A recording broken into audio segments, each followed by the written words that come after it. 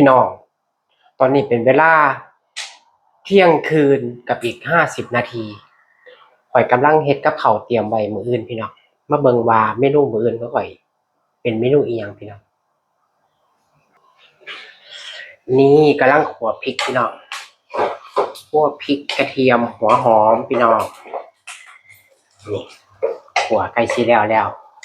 สีสันเป็นจังไดพี่น้องมีพริกเขียวพริกส้มเด้อพริกแดงบ่มีจากพริกเขียวแล้วมันแก่มากๆมันก็เลยกลายเป็นสีส้มก็ต้องใส่พริกสีส้มนี่แหละพี่น้องอันนี้ปลาทูกำลังสิเตรียมแกะพี่น้อง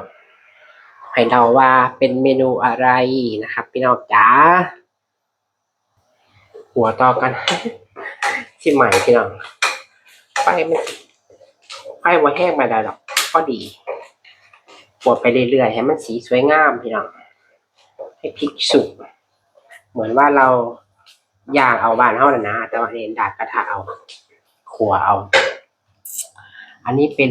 ฟักทองพี่น้องจ้าบักอื้อบ้านเฮานี่บ่แม่นบ้านเฮาดอกบ้านเฮาเอิ้นบักอื้อคนไทยเอิ้นฟักทองกำลังนึ่งบักอื้อพี่น้องนึ่งบักอื้อกินกับป่นปลาทูมื้ออื่นเด้อพี่น้องเด้อเมนูมื้ออื่นคือป่นปลาทูเด้อพี่น้องตอนใหญ่อยู่แต่ว่าอันมันแข็งข้อยอันเจ็บมือแหมเฮ็ดตอนน้อยๆหลายก็เจ็บมืองวดก็เจ็บมือเพราะแห้งแล้วพอได้ที่แล้วพี่น้องได้ที่แล้วปิดแก๊สกันปิดแก๊สแล้วตอนนี้ก็สิเตรียมตัวแกะปลาทูพี่น้องสัมภาระอันเตรียมตัวแกะปลาทูก่อนพี่น้องสัมภาระบักอึมันเปื่อยก็แกะปลาทูแล้วก็สิตำไว้ตำเสร็จแล้วก็สิเข้าตู้เย็นไว้พี่น้องมื้ออื่นเช้าจะได้กิน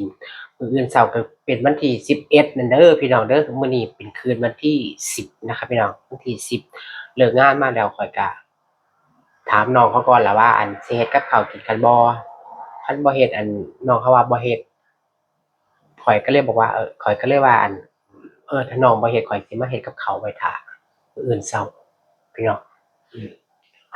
เฮ็ดกับข้าวดึกปานใดก็ต้องเฮ็ดไว้พี่น้องมื้ออื่นจะได้ตื่นแบบว่าอันตื่นเช้าปกตินั่นล่ะแต่ว่า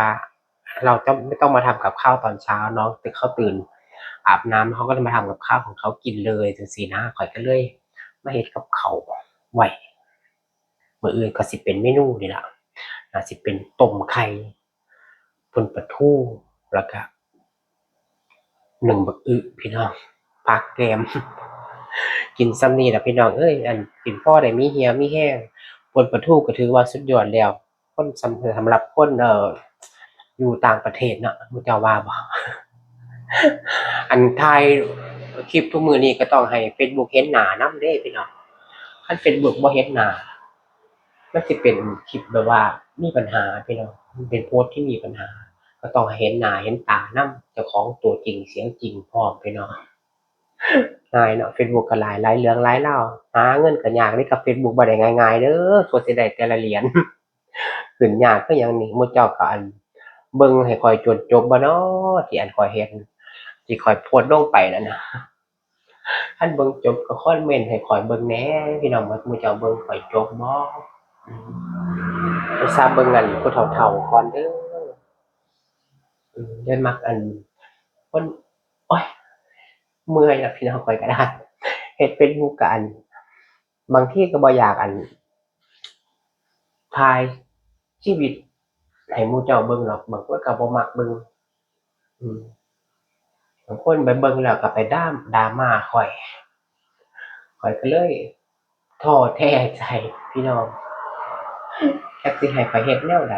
ถ่ายชีวิตให้เบิ่งการทำงานให้เบิ่งเว้าเรื่องการทำงานให้ฟังก็เอาไปเป็นประเด็นดราม่าว่าข้อยจั่งซั้นจั่งซี้ข้อยก็เมื่อยเดะพี่น้องข้อยก็ท้อใจเดะกับเฟซบุ๊กนี่ข้อยก็คันบ่เฮ็ดยากข้อยก็คิดฮอดหมู่เจ้าคิดฮอดหมู่เจ้านั่นล่ะคันบ่เฮ็ดก็ได้อืม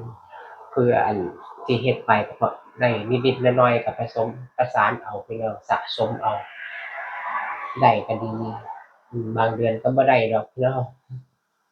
ได้พอน้ำมูกน้ำปลาได้ค่าน้ำมันได้ค่า ปลาแห้งนี่แหละพี่น้องนี่ปลาแห้งนี่แหละที่มันมักกินนี่บ่นี่มึงเจ้าเห็นบ่นี่มีปลาแห้งนะครับพี่น้องปลามักกินมันกรอบดีค่อยว่ามันแซ่บเอ้าพี่น้องอย่าไปเฮ็ดกับข้าวต่อครับฝักบ่แม่นเปื่อยแล้วบัดนี้ไก่สิเปื่อยแล้วพี่น้องมันบ่มันได้พี่น้องค่อยว่านี่มันบ่มันคือบ้านเฮาแต่ก็กินไปนั่นล่ะมันเป็นสีเหลืองเนาะนี่พริกขั่วแล้วสิอันแกะปลาทูกันเด้อบัดทีนี้พี่น้องเอ้าบัดทีนี้สิไปเฮ็ดกับข้าวอีหลีแล้วเด้พี่น้องขอบคุณหลายๆเด้อทุกไลค์ทุกแชร์ทุกมื้อนี้ก็บ่ค่อยมีคนแชร์ให้ข้อยดอกจักมันเป็นจังไดเอ้าสู้ต่อไปล่ะ